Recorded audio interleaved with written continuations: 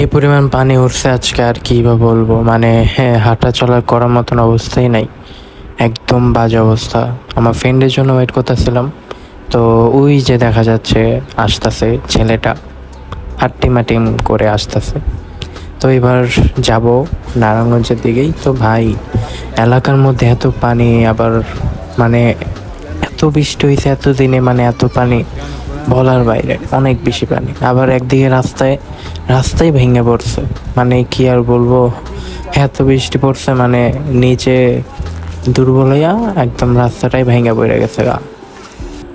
আবার মানে এটা হচ্ছে ফুতুল স্টেডিয়ামের পাশের রাস্তা, এত পানি আবার এত বাজে অবস্থা, মানে আর বলবোটা কি।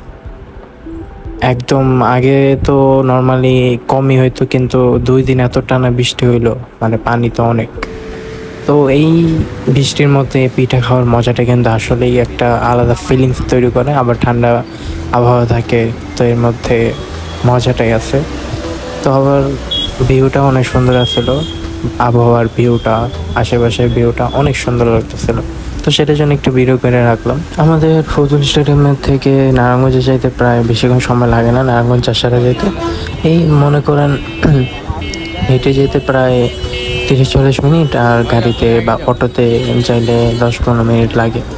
তো আমরা যেহেতু ঠান্ডা আবহাওয়া, তেমন রোদ নেই, তো হাইটে হাইটে চলে আসছি চাষারার দিকে, শহীদ মিনারে আসি বসছি। তো আমি আর আমার ফ্রেন্ড দুজনে আসছি, আরেকজনে বলছিলাম, তো সে পানি পার আসতে শরম পায়, সেই জন্য আসেনি। যাই হোক, তো আমরা এসে প্রথমে চিপস দিয়া যে বানায় না কত কিছু দিয়া, ওইগুলো খাওয়ার চিন্তা করলাম ফার্স্টেই, যে ওগুলো খাই। আর আমি ফার্স্ট টাইম খাইছি, আমি এর আগে কখনো খাইনি। আমি মনে খাইছি আমি শিওর না, কিন্তু আমি ফার্স্ট টাইম খাইছি। তো এখানে অনেক ধরনেরই ছিল। আমরা 40 টাকারটা নেই, চিপস আলাদা করে কিনা লাগছিল।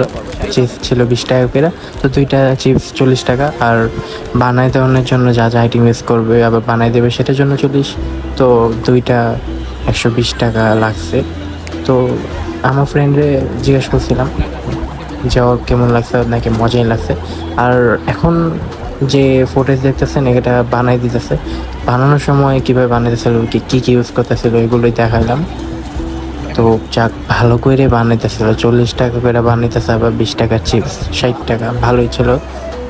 এখানে কিন্তু দেখতেছেন যে কীরকম লাগতেছে জিনিসটা, লোভনীয়ই লাগে। তো আমিও নিলাম, তো প্রায় আমার ভালোই লাগছিল। তো তারপর আমরা রাস্তার পার্কের দিকে গেছিলাম, একটু দেখলাম ওই যে নিচে যে জায়গাটা যেখানে স্লিপ করে পড়ে যায়, একটা ছেলে সুন্দর করে গোসল করতেছে। একটু হইলেই আমরাও পড়ে যেতে পারি, আবার সুন্দর করে গোসল করে যেতে পারি। আবার রাস্তার পার্কের পাশে আবার জাঙ্ক ফুড বিক্রি করে, যেমন চাপ, আবার যেমন বলতে পারেন টিকা। তো যাক, এগুলো খাবো না, একটু পেট বেশি হয়েছে।